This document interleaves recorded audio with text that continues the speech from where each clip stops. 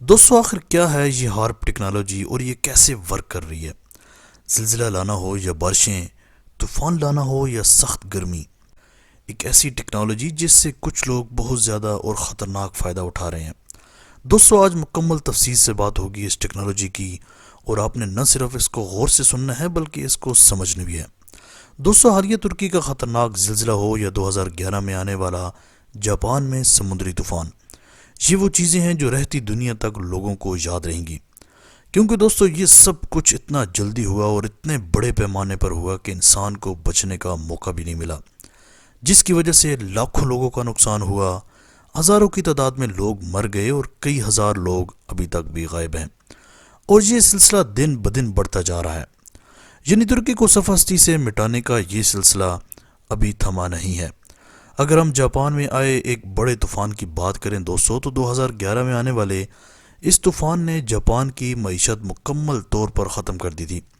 ایک معروف T V report کے مطابق یہ وہ وقت تھا جب جاپان امریکی ڈالر کو انٹرنیشنل کرنسی سے ہٹا کر ایک نئی کرنسی سامنے لانا چاہتا تھا، جس مقصد کے لیے جاپان کے صدر نے چین کے انتہائی اہم دورے بھی کیے۔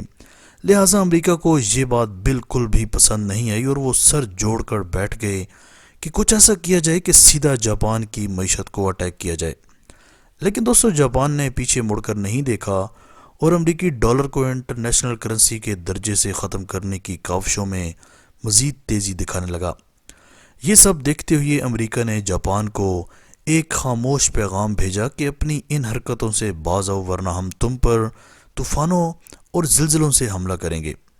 لیکن دوستو جاپان نے اس کو صرف ایک مذاق میں لیا اور اس نے سوچا کہ آخر کیسے یہ لوگ طوفان لا سکتے ہیں اور زلزلہ لا سکتے ہیں، کیونکہ یہ سب تو قدرتی نظام ہے جسے کوئی بھی انسان کنٹرول نہیں کر سکتا۔ مگر 11 مارچ 2011 کو دنیا نے دیکھا کہ سمندر کی بڑی بڑی لہریں جاپان کے شہروں پر ٹوٹ پڑیں اور ان کی زمین زلزلوں سے لرز اٹھی اور یوں جاپان کی معیشت کو نیست و نابود کر کے رکھ دیا۔ بالکل ایسے ہی ہوا ترکی کے ساتھ دوستو، عین اس وقت میں جب معاہدہ لوزان کے خاتمے کے بعد طیب اردگان کی دوڑیں پوری دنیا میں لگ چکی تھیں، جو کہ امریکہ اور عرب کو بالکل بھی پسند نہیں تھیں۔ اور پھر آپ نے دیکھا کہ کیا ہوا۔ اب دوستو یہاں پر سوال یہ پیدا ہوتا ہے کہ آخر ایسا کیسے ممکن ہوا؟ کیا واقعی قدرتی موسموں، سمندری طوفانوں اور زمین کے زلزلوں کو انسان کنٹرول کر سکتا ہے؟ دوستو امریکی شہر الاسکا سے 200 کلومیٹر فاصلے پر کنکانا نامی جگہ پر دنیا کا سب سے بڑا ریڈیو براڈ کاسٹنگ سسٹم بنایا گیا ہے، جسے پروگرام نشر کرنے کے لیے نہیں بلکہ قدرتی موسموں پر کنٹرول حاصل کرنے کے لیے بنایا گیا تھا، اور اس پروجیکٹ کو ہارپ کا نام دیا گیا۔ دوستو اس پروجیکٹ کی بناوٹ کچھ یوں ہے کہ یہ یہاں پر بڑے بڑے انٹینا استعمال کیے گئے جن کی اونچائی 72 فٹ ہے، اور ٹوٹل انٹیناز کی تعداد 180 ہے، جو کہ آپس میں اس طرح سے کنیکٹڈ ہیں کہ ایک بڑے انٹینا کا کام کرتے ہیں اور فضا میں ٹنوں کے حساب سے انرجی EFL ویوز کی صورت میں بھیجتے ہیں۔